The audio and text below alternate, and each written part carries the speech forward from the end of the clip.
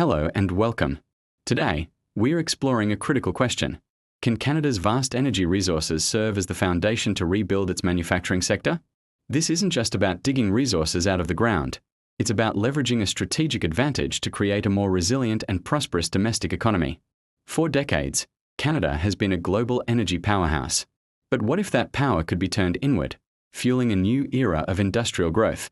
Let's dive into the economics, the strategy, and the technology that could make this happen. First, let's establish the foundation: energy as a competitive advantage. The cost of energy is a major input for almost every manufacturing process, from smelting metals to producing chemicals. When a country has abundant, affordable, and reliable energy, it offers its domestic manufacturers a significant edge over international competitors who might face higher energy costs and less stable supplies. Think of it as a home field advantage. By ensuring our industries have access to this advantage, we can make Canadian-made goods more competitive on the world stage. Now, it's time for our first quiz segment to test your knowledge. Question 1. What percentage of Canada's total primary energy supply comes from oil and natural gas? Is it A, 45%, B, 60%, or C, 75%? Question 2. Which Canadian province is the largest producer of crude oil? Is it A, Alberta, B, Saskatchewan, or C, Newfoundland and Labrador? Question 3. The term Western Canadian Select or WCS refers to what? A, a type of natural gas, B, a benchmark for heavy crude oil, or C, a specific pipeline project? Question 4. Canada is the world's fourth largest producer of what energy commodity? A, uranium, B, coal, or C, natural gas? And question 5. What does the acronym LNG stand for in the context of energy exports? A, liquid nitrogen gas, B, light natural gasoline, or C, liquefied natural gas? Take a moment to consider your answers. Let's recap. The core idea is that Canada's energy wealth is a strategic asset. By providing affordable and reliable energy to domestic industries, we lower their operating costs, making them more competitive. This advantage can attract investment and help reshore manufacturing jobs that have moved overseas. Moving on to our power grid, a critical component of our energy advantage. Canada is blessed with two of the world's most stable and low-carbon sources of electricity: hydroelectricity and nuclear power. Hydro accounts for nearly 60% of our electricity generation, providing a massive, renewable, and cost-effective power source, particularly in provinces like Quebec, British Columbia, and Manitoba. Alongside this, Canada's fleet of CANDU nuclear reactors provides consistent, emissions-free baseload power, essential for energy-intensive industries that run 24/7. This combination gives Canada one of the cleanest and most reliable electricity grids in the world. Time for our second quiz segment, focusing on electricity. Question 6. Approximately what percentage of Canada's electricity is generated from hydroelectric sources? A, 40%, B, 60%, or C, 80%? Question 7. The CANDU reactor, a Canadian innovation, is unique because it can use what type of uranium as fuel? A, natural uranium, B, highly enriched uranium, or C, reprocessed uranium? Question 8. Which province is home to the largest nuclear generating station in Canada? A, Quebec, B, Ontario, or C, New Brunswick? Question 9. The concept of baseload power refers to what? A, the peak electricity demand in a day, B, the minimum level of electricity demand over a period, or C, power generated from renewable sources only? And question 10. Interties are crucial parts of the grid. What is their function?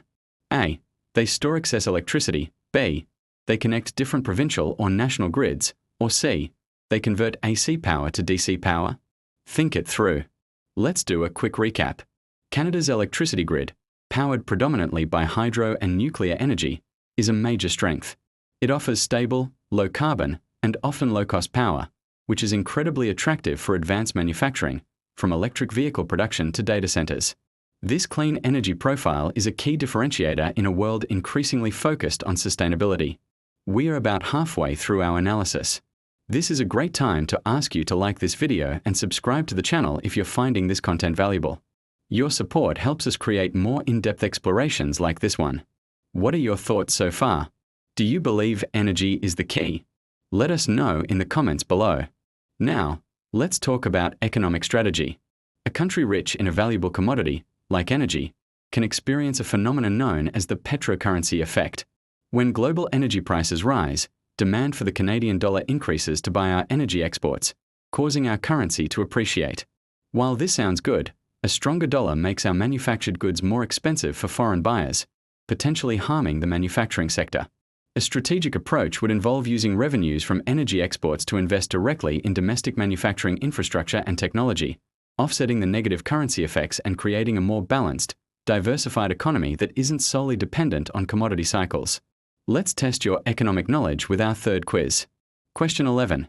What is the common term for the economic challenge where a boom in one sector, like resources, hurts other sectors, like manufacturing? A.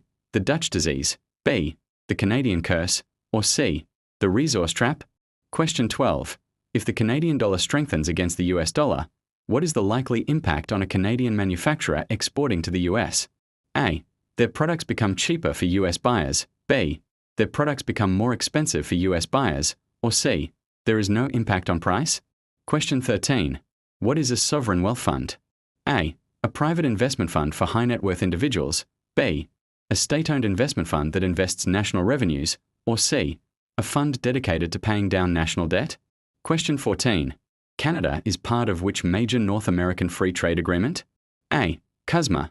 B. TPP. Or C. CETA. And question 15. The terms of trade refers to what? A. The rules governing international contracts. B. The ratio of a country's export prices to its import prices. Or C. The volume of goods a country trades? Let's recap that section. The relationship between energy exports and our currency value is a double-edged sword.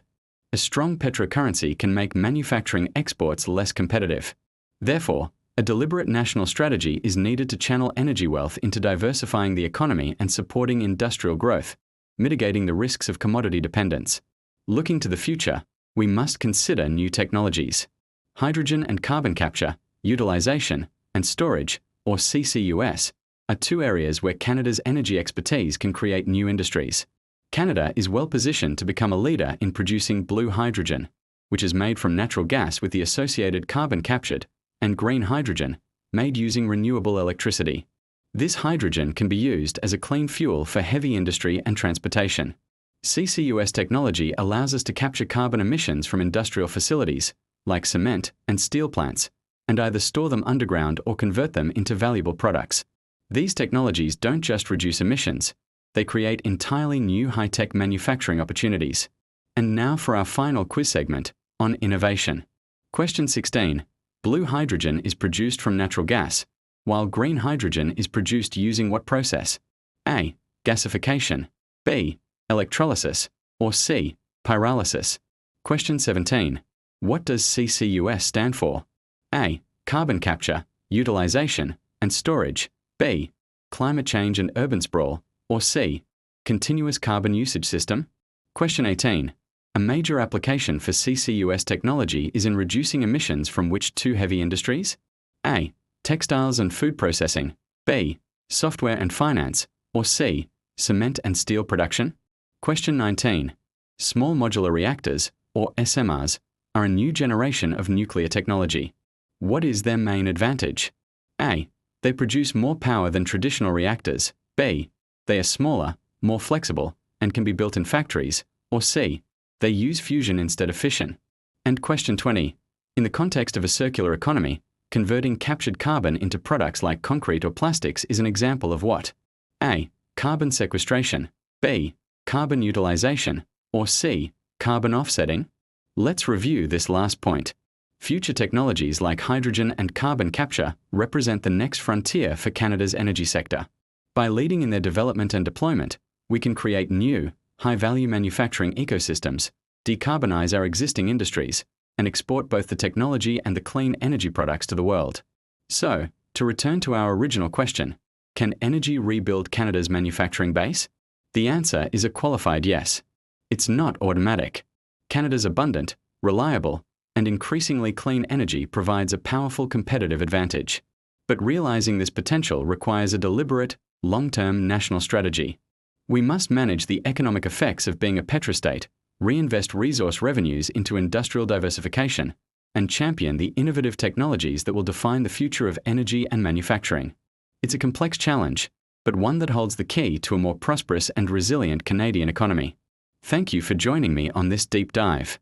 I hope this analysis provided you with a clear framework for thinking about this vital national issue. If you found this video helpful, please consider liking, sharing, and subscribing for more content. Thanks again for watching.